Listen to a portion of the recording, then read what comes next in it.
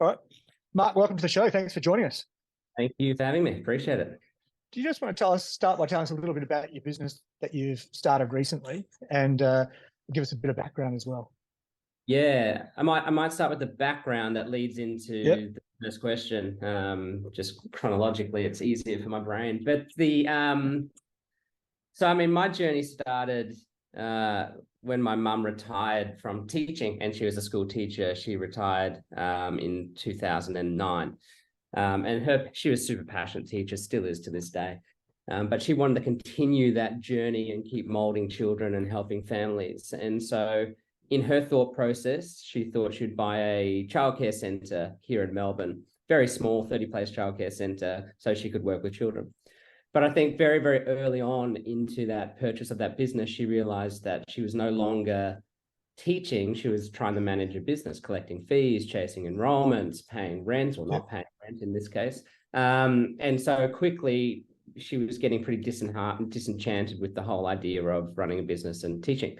So I was in the army at this point, and I would listen to my mum complain every single day, saying how hard it was, the business was struggling. And I said, look, the best I could do is, how about I leave the defence and I'll be your receptionist? Surely I can do that.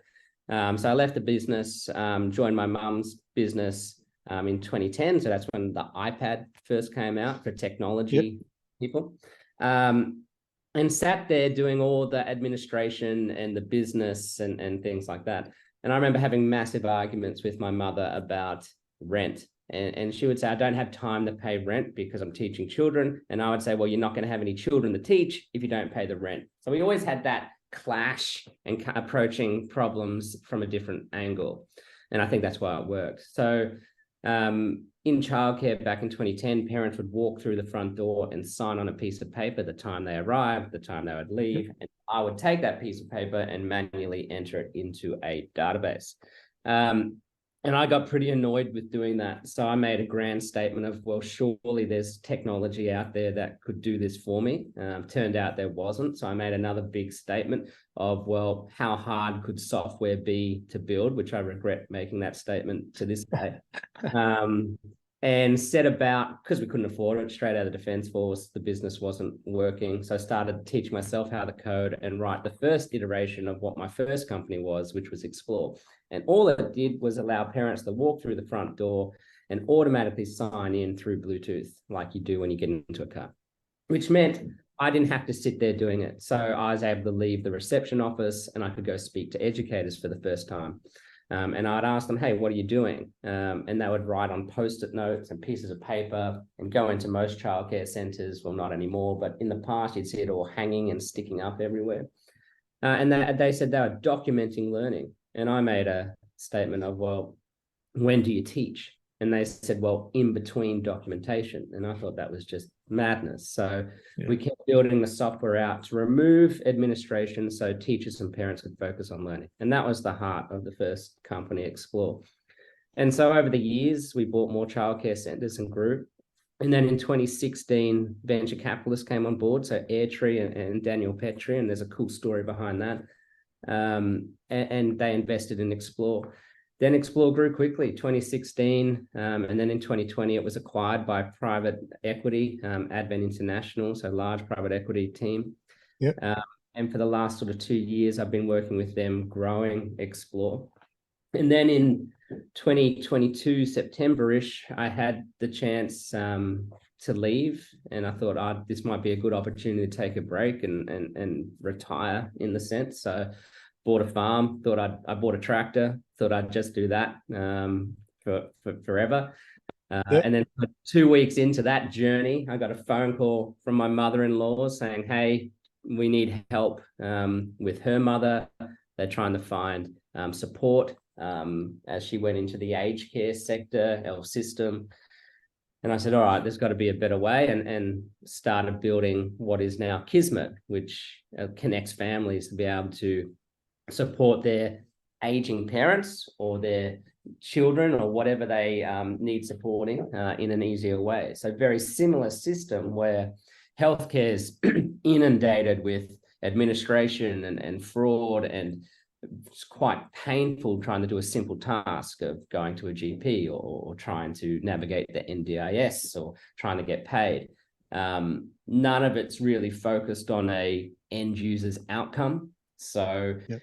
my mother, as an example, she won't mind me saying her age, but she's 70.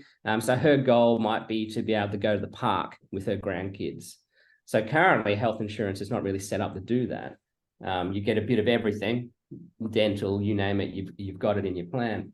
None of it's focused on an outcome of being able to go to the park with both the kids. So Kismet takes all the health insurance plans, the NDIS, any government plans, shows you how to optimize and utilize those plans. It will automatically book you into appointments and find allied health providers and things like that based on your goals.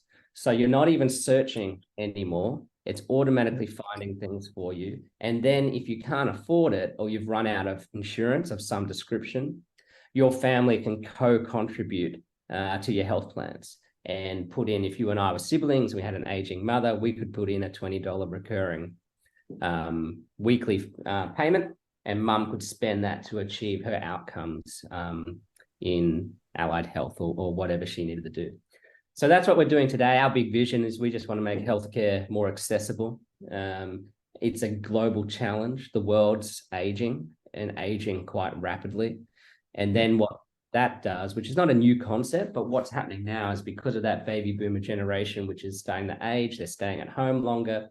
As you age, disability rates increase. But what that does is the burden gets put on this sandwich generation, which is a group of people that are caring up now to their parents, but also down to their dependent children. Now, again, that's not a new concept, but what is new is we've got potential recessions, we've got wars that are occurring, we've got high living costs, there's all this pressure. And then you've got this very, very remote workforce where people don't live close anymore. They're living and working all over the world. So guilt's playing a large factor to that. We feel guilty for not being able to take care of our family. So Kismet alleviates a lot of that guilt and connects families. Yeah. And from a business perspective, you obviously started one business, been really successful and exited that, and now you're starting a new one. What's the biggest difference that you've noticed as a founder of a business, second time round or whatever it may be? What's the biggest difference you've noticed as a founder, how you're approaching things? Yeah, there's lots of new mistakes, but they're not the same mistakes that I made early days, like building a team, number one, and building a culture. We've been able to hit the ground running and not having to deal with all of those things that you get. Well, I got wrong. I don't know if everyone gets them wrong, but I certainly got them wrong. So making sure we have values that we're living from day one, not implementing those sort of 2 years down the path.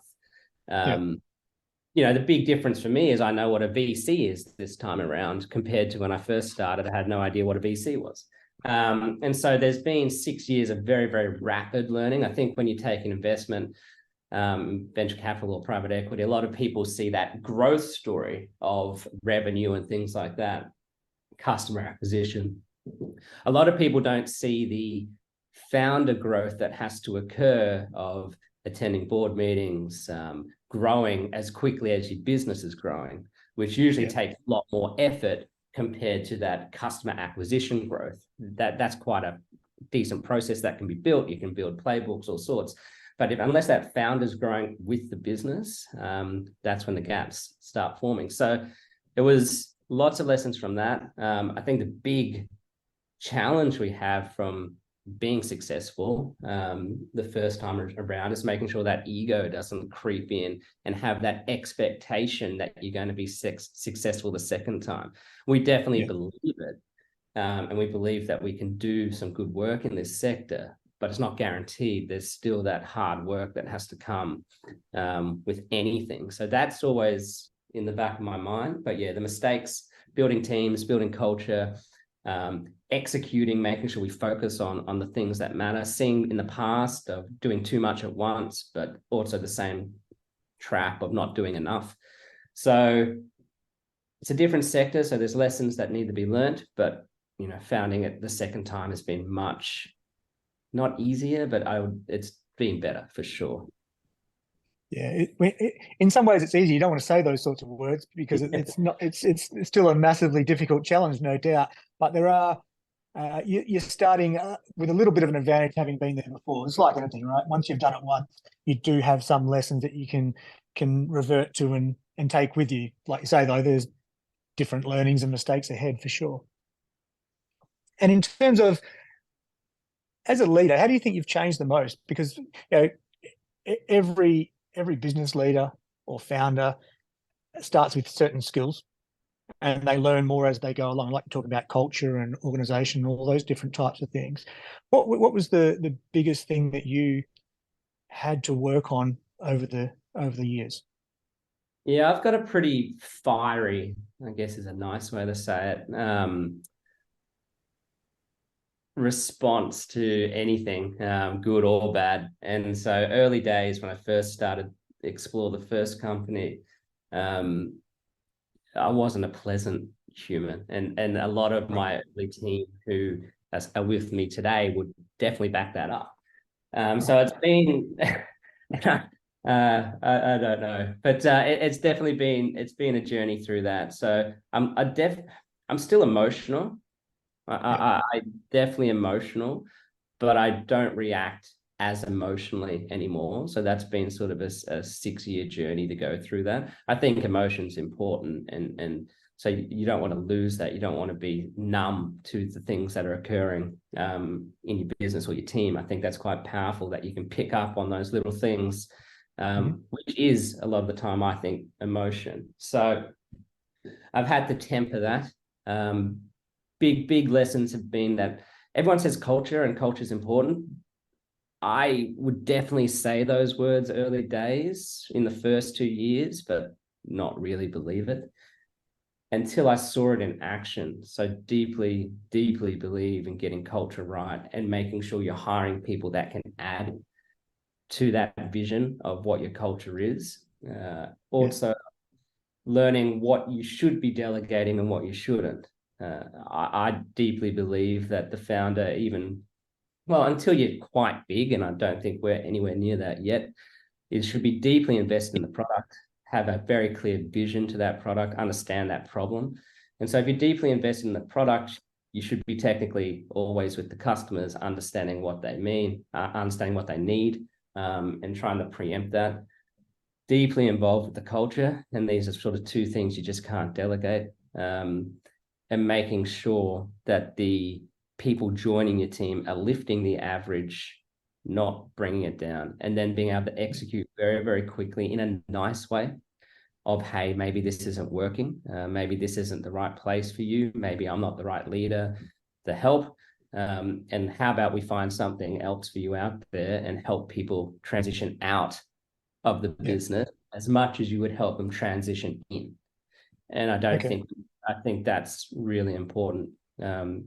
So we try and work on those things, but definitely grown. I hope I've grown as a leader. I think there's evidence of that when you speak to previous team members, but culture, product, making sure you delegate the right things, making sure nothing's ever beneath you. So big believer in this humble value, that a lot of people see humbleness as a weakness or some form of a weakness in sense. But I would argue you have to be quite confident to be humble. You've got to be a very confident person in yourself to be able to give someone else the credit, or be able to build someone up, which means you take a step back and let them have the light. So that humbleness, a lot of people will talk about it, but they don't implement it. And I think that's very powerful. So are you willing to take the rubbish out? Are you willing to sweep the floors? Do you push your chair in once you've left the boardroom? I've got a great story of one of my very early days at Xplor. A team member would come up to me and said, "There's no water in the fridge." And I said, "Well, go fill the jug up." And he resigned because that was unreasonable. So I've got that sort of attitude towards life. Like, I'll fill it up if you want. Like this expectation or entitlement. just doesn't sit well. So it's just making sure that I'm living those values I believe in, and the company is executing on theirs. That would be the Yeah. biggest lessons from leadership. And that sort of humility does flow through the organization too, because it's sort of what people see the leaders doing, then that sets the tone, right? I always remember a story, and I can't even remember who it was, but it was someone very wealthy, very successful, and there was just a story in the book that I was reading around. They'd sort of at the business, they'd be there doing the gardening, and they'd be approached by someone, and who was coming to see them or meet the business, and they would treat them when they were as the gardener differently. When they met them later on, it was like, oh, that's awkward, because Yeah. I didn't realize that was you, and I wish I knew the story better, but the idea is the same, Yeah. right? Like, how do you treat people? No, I completely agree. I mean, that sort of similar story, and I've heard this done in different companies, but when we hire someone, we do what we call a fist of five. So everyone comes around the table, all different levels in the organization, and they give feedback. But some companies will drag the receptionist in, or the person that's met the person, open the door for the person. How did you treat that person? Yeah, right. Yeah. That matters. Even little tests, like, do they just, we purposely leave chairs out to see if they'll push them in. We leave glasses of water on the table to see if they'll offer to take them away. It's all those little tiny things that most people that are humble will just do. Yeah. And then there's definitely people of that's definitely beneath me. I'm not doing that. And we try and stay back from that. Yeah. No, I like that. What did you say your biggest strength is in business as a leader? What was the I hate We've just been talking about humility and being humble, and now I've asked you what your biggest strength is. I think I mean, I genuinely care about my team. And there's examples that people tell me to this day that meant a lot to them. And for me, it was a really minor thing, because I just wanted to know they're okay. There's with this one guy during COVID. So a lot of my growth happened between 2020 and 2022. We were doing large acquisitions of companies. The team expanded from about 60 to a couple hundred. So it was very, very busy during that period. But I didn't see a guy that, out of 200 people, I didn't see his face on Zoom one afternoon. And so I just called him up as I was walking around the block, said, hey, you're good. Didn't see you today. He said, oh, no, I'm just on leave. Is everything okay? I said, no, I just didn't see you. I just wanted to check in. That was all right. But he later tells that story that he was blown away because he wasn't used to someone reaching out that was at my sort of seniority, just to check in and see if everything was okay. And my response is, well, I just wanted to see if you're okay, generally care. So I think that genuine care, team members notice the difference between people just saying that they care. Like, most leaders will say, I care. I don't think that's a new concept. But do they really, and what happens behind the scenes? And I think that takes a lot of time for people to see, and most people will never see it. But they will feel it and they know it's there. So I think probably my biggest strength is I care about my team. But that goes both ways. Doesn't mean the hard conversations aren't happening, but it's definitely done from a point of view that you could be better. And you're not really giving yourself or pushing yourself hard enough to do that. And it's seeing that potential in people and helping them get there. You mentioned earlier that there's a cool story about Airtree and yourself and how that came to be. Do you want to just go tell us about that? Yeah, I love Daniel to death. So it's so when I first met Airtree, it was via email. And so one of the Airtree associates emailed me, and I was busy. This was in December, and he said, hey, this is us. This is what we do. Would love to meet. And in my fiery bluntness, emotional self, I said, I don't have time for this, sort of bugger off. That was my response. And then a few minutes later, I got an email back from Daniel saying, hey, Mark, I don't think you realize who we are. Let me explain. And I said, oh, okay. So who have I annoyed this time? And so I responded to Daniel and said, hey, like, if you're really keen, like, I'll see you tomorrow. And so I thought, I'll just kill it. We'll move on. And then he responded again saying, all right, I'll stop. This about the 23rd of December. I'll stop cooking dinner for my family. I'll see you tomorrow. And he flew down the next day. and then the relationship kicked off. But he was very, very supportive through my journey. And then second time in this Kismet journey, we closed the deal sort of similar dates, just over that Christmas period. So it is that Kismet, that fate, that destiny.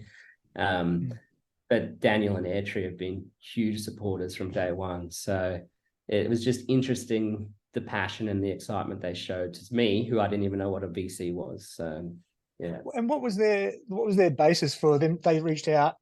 They obviously know their stuff. They've done some research. I think Daniel's coming on the show in a couple of months' time, actually, incidentally. But they've obviously seen something, and they've just reached out of the blue. What was it about you and your business that made them reach out? Look, I don't know. I've never asked that question. And also going back to Airtree the second time, I thought they were just going to say no. So it's never this expectation that I have that, hey, we've been successful in the past, so now you need to do it again. Yeah. I've always, I don't know, it's even in business, I don't think I'm any more special or any different. I think I definitely am dumber than most people. And I say that in sort of this, I'll explain that. I think I've worked with super smart people, very, very qualified, lots of letters after their names, and just, you guys are very smart, very smart. Yeah. I think they're too smart to start a business, because the right thing to do would be to stop. There's so many times in my journey where the right thing would have been to stop, and on paper shouldn't have kept going. And you say the right thing, you mean the logical thing? The logical rather than right thing? Yeah. Yeah, if you looked at all the data on the piece of paper that said, yep, we're not going to survive tomorrow, let's call it quits, and let's do this, let's make sure we've got enough money to pay our staff, all that type of stuff. Yeah. I'm just dumb and kept going. That's it. There's nothing else there. Some people call it resilience or anything. It's not resilience. It's just, what else am I going to do? I just keep going.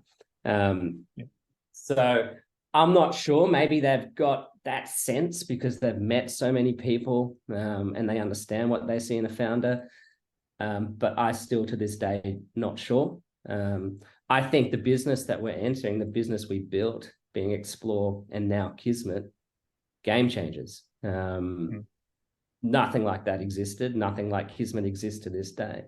Massive need, massive issues in the healthcare sector and education. They're very, very similar markets. Healthcare, 20 times the size of education.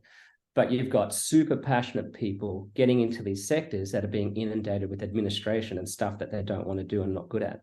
They're paid very low wages. It's a very expensive thing to send your kids to education or to get healthcare. So none of the maths adds up. So it has to be built better. And I don't think that's the government's responsibility to do that. I think it's those innovators out there, the founders, the public, to improve the systems. The government's given us the resources and the tools, so let's take that and figure out how to make it better. So to answer your question, I'm not sure what they saw. I do believe in the businesses, so I understand that argument. In terms of me, no idea to this day. In terms of the business Xplor that you sold, what was the thought process there? How did you know it was the right time to sell? What went about there? Tell us a little bit more about that. Yeah, I have no magical answers. For me, though, the vision for Xplor was to make education great. And the way that you would make education great was to remove administration so teachers could focus on learning. Now, to make something great and have that impact on a sector, it had to be global. So how do we get global as quickly as possible? And not speed because, look at me, I've done it fast. Speed because we're running out of time. And this is an important enough issue to make an impact now. So it's a different type of speed. There's urgency that even if we achieved everything we wanted, we don't have enough time alive on the planet to achieve the vision. So we have to do as much as we can now. And so that's the urgency that drove. So when I was approached by private equity, it was just weighing up the opportunities of, well, can we impact education on our own without this acquisition / investment? because there are other pieces of the puzzle. I would join that team. I'd be given a global role. Or can we do that by ourselves, or do we need to go down this path? And I remember getting the team together. We sat around the table and said, look, guys, these are the opportunities. I'm all in either way, but what do you think? And, everyone sort of agreed, hey, this path will give us the biggest opportunity and the fastest path to achieving that vision. So off we went. So it wasn't coming from an exit perspective. It was coming from how do we achieve our goal. Yeah. And exiting was never on my mind. I was always asked about, and I still get asked about it today on Kismet. What's the exit plan? I don't know. The plan is, how do we make healthcare more accessible? So if that means exiting, so another company can take that banner and run towards it, then we'll weigh that conversation up. So it was really just done from that perspective. How do we grow as fast as we can, because we need urgency behind what we're doing. Yeah, okay, interesting. What about in terms of, as you've been in business, what was sort of an example of the biggest sort of mistakes or biggest mistake you think you've sort of made, and what you learned from that along the way? Yeah, I've definitely hired the wrong people. And it's not hire one person and they, leave. It's hiring people that end up staying, or, developing and leading people that haven't really lived those values from the start. So that's always, but have said it out loud. So that's always been a mistake. Maybe, yeah, it's a tricky one. There's so many mistakes. It's early days. It was really making sure trusting my teams. I didn't trust my teams in the first couple of years at all. But that was an ego thing from my perspective, because I just thought, well, it's faster if I just do it myself. I don't have to explain myself if I just do it. But that also was just a lack of communication skills. Obviously, my ideas weren't good enough if I couldn't explain it. They were too complex, not simple enough for others to understand. So I need to fix that. So there's lots of those early mistakes. Definitely hiring. When you hire the wrong people, it has huge impacts on the culture. Then you lose good people. It puts you so far backwards. And by the time you rebuild it, you just rebuild it to where you were sort of 2-3 years ago. You're not even moved forward at that point, and you still have to move forward. And then your competitors are constantly moving forward. So eventually you have to leapfrog. And that's a big task. If you've got a good head start, it's easier to maintain it than try and catch up and then overtake. So yeah, culture I got really wrong, and then hired some great people to help me turn that around, and then we really saw the benefit of it. So culture is probably my biggest mistake I've ever made in the first 2 years of my company, and then fixed it sort of in the last 2 years. But that was with the help of a lot of people. Yeah, okay, interesting. And in terms of, do you find that as the years went by, you became better at hiring people, or did you outsource or get other people to help with that process? How did you get better at that type of thing? Yeah, so definitely had people to help. Had hired a great head of people called Caitlin, and she implemented a lot of things to help with that process. So I briefly mentioned like this fist of five, where the new person coming into the team would meet the people they're going to work with, their senior management, and then I would meet with every single person that was ever hired. And I think I was meeting them, just telling them the bluntness of, this is what it's like. There may be days where you have to fill up your own water jug. There may be days where you have to push your chair in, but this is what it's really like. And then I would meet with them sort of 2 weeks in and say, hey, everything I said in the interview, is that true? Do you have anything that you can call me out on? Did I sell you the dream and it's not true? And I did that for about 150 people until we got to about 200. So it was a lot of interviews. Everyone would say, oh, your time's probably better spent. And I don't think it could have been spent any better than making sure we had the right people coming into the organization. And I was just explaining the values. This is what humbleness means. This is what embrace change means. This is what think deeply means. And a lot of feedback is that went well. So that's sort of the process we implemented. Even to this day, I use that process in Kismet. I'm slower. This might be the trust issues coming back, but I'm definitely slower to make judgment, either positive or negative, sort of in the first 3 months. A lot of people say, oh, this person's awesome. Well, they've only been here for 2 days, so let's just wait. We'll support them, give them all the chances and the opportunities, but I'm not saying anything. So you don't have those biases creeping in before the person's been given a chance. So there's probably lessons learned. What was the best advice you were given along the way? Oh, Anything that stands out? There's heaps. I heard a great piece of advice, and I'm going to butcher the quote terribly. I'm afraid to say it. I just got to think about it. It's something along the lines of, you might be fearful to start or do something that's going to make a difference. But how is that going to feel if you never do it? So I sort of butchered that, but really the message was, don't be afraid to do something, just fix it quickly, which I like, because you can never technically fail if you never stop. So if you're always trying something and fixing it and continuously moving forward, it's that growth mindset stuff. So I really like that. The other one is just, keep it simple. I've seen so many very smart people complicate things with all sorts of flows and maps and all sorts, and confuse themselves. And then the answer is really simple. Just get on the phone and call someone. Like, it's not that hard. So, There's something in that, isn't there? That's quite profound and very simple, but often is missed. Always, All right, I've got a final 4 quick questions. I'll sort of rapid fire. Who's the business person that inspires you the most, and why? I've got lots. I sort of choose from all different people, but sort of 4 is definitely Elon Musk. Just whatever he's doing is pretty unstoppable. Love Steve Jobs.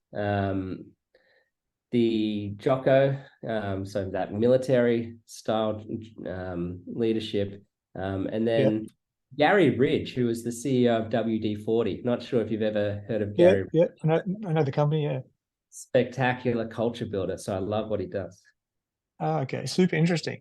What's the best business book you've ever read? I don't know if it's a business book, but it's 33 Strategies of War. Right. Okay. Yeah, I think that could apply. Yeah, outstanding. Yeah. I like that. And what's ahead for the business in the next few years?